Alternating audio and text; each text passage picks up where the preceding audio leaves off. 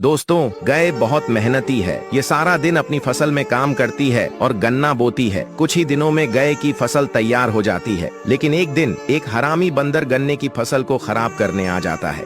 गाय उसे मना करती है, लेकिन वह हरामी बंदर गाय को मारने लगता है। गाय रोते हुए पुलिस स्टेशन फोन करती है और पुलिस को सारी बात बताती है।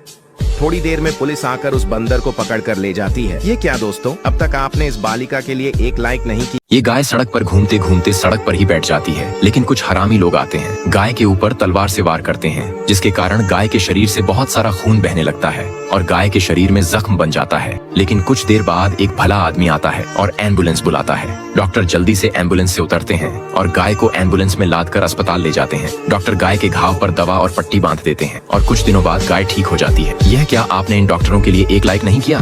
दोस्तों, यह गाय सड़क पर घूम रही थी, तभी गाय को भूख लग जाता है। गाय एक गांव में चली जाती है और एक खेत में घास चरने लगती है। तभी गांव के लोग गाय के पास लाठी लेकर आते हैं और गाय को मारना शुरू करते हैं, जिसके कारण गाय मर जाती है और गाय की आत्मा गांव वालों को परेशान करने लगती है, डराने लगती है, जिसके कारण गांव के लोग मरने लगते हैं। गांव के लोग एक पंडित जी के पास जाते हैं, सारी बात बताते हैं। पंडित जी आते हैं और हवन करना शुरू कर देते हैं और गाय की आत्मा को बुलाते हैं। गाय की आत्मा आती है। पंडित जी गाय की आत्मा को जाने को कहते हैं। गाय की आत्मा पंडित जी से चारा मांगने लगती है। गांव के लोग गाय को खूब सारा चारा खिला देते हैं और फिर गाय वहां से चली जाती है। यह क्या आपने इस गाय के लिए अभी तक एक लाइक नहीं किया?